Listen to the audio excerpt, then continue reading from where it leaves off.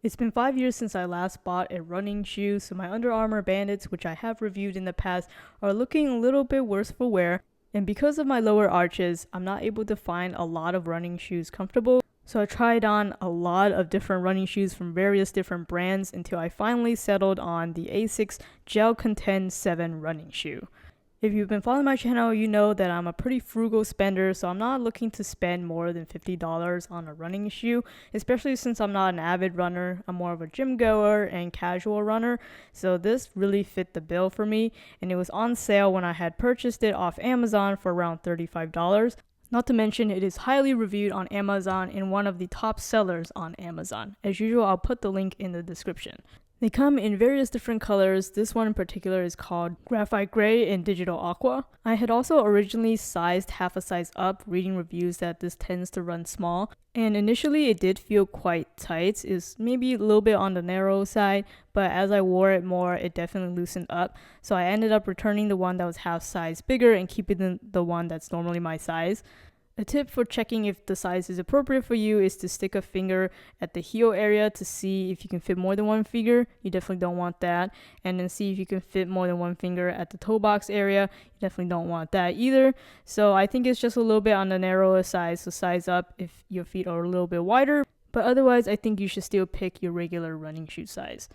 So fit aside, let's go ahead and talk about the materials and design of this shoe.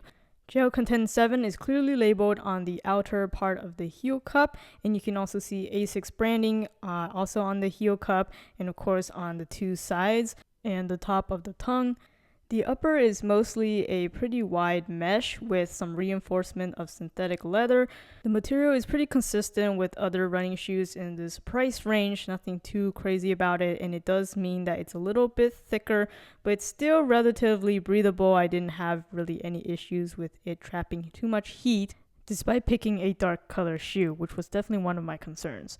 But the difference coming from my Under Armour Bandit 3s is definitely very noticeable. You can see the material on the 3, it's much more flexible and much thinner.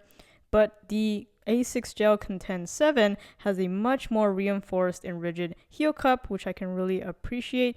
There's also a little bit of waterproofing elements at the heel cup ends and also at the toe box top portion. The tongue is also consistently pretty thick, very padded. It's nothing too crazy about it again, mostly mesh.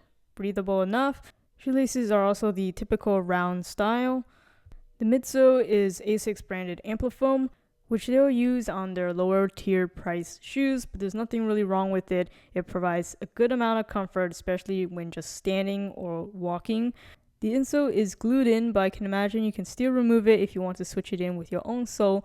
But it is relatively comfortable as well. It's more of a cushy, soft sponge feel, which I can really appreciate when I'm just standing around or walking. But when it comes to actually running or playing high impact, quick movement sports, I found that the insole compresses and then the midsole compresses in a different stage. So it's not like a seamless compression, which leads to a lack of snappiness and responsiveness when I'm trying to run faster. On the bottom, you can see it says gel, so Asics gel technology is probably present in a small amount in the heel area to help absorb hard impacts, but it's not clearly visible on the exterior, and to be honest, I don't really feel too much of a difference from that either. But taking a look at the outsole design, the black portions on this outsole are the high abrasion rubber meant for grippiness and tactile feeling. You can see there's quite a lot on this shoe, so it's really meant to help with durability of the shoe. The guidance line down the middle here is functional. It really helps with torsional stability, which I definitely felt coming from my Under Armour Bandit, which didn't have this feature, so it really helped me as somebody who has low arches and tends to overpronate to keep me walking straight without the need of something heavier like a stability shoe.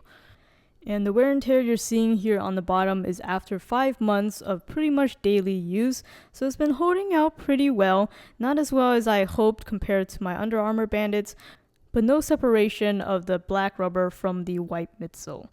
This outsole and midsole pairing still allows for a seamless heel-to-toe transition. So who do I think this shoe is good for? I think it's good for anybody who's not a serious runner, not somebody who's seriously competing in either sprinting or marathons. And if you are one, I'm pretty sure you're not watching this video anyways. It's a solid gym shoe, I would say, and a casual runner shoe, and even for everyday wear because of the more neutral and muted colors. It's not the most comfortable sneakers I've worn. That still goes to the Under Armour Bandit 3s, which are a little bit more expensive than this one retail price anyways. But for the money, I think this is a well-made sneaker that's suitable for normal arched feet and to lower arched feet like myself. Just pick a half size up if you have wider feet. As usual, I'll have the link in the description. Thanks for watching.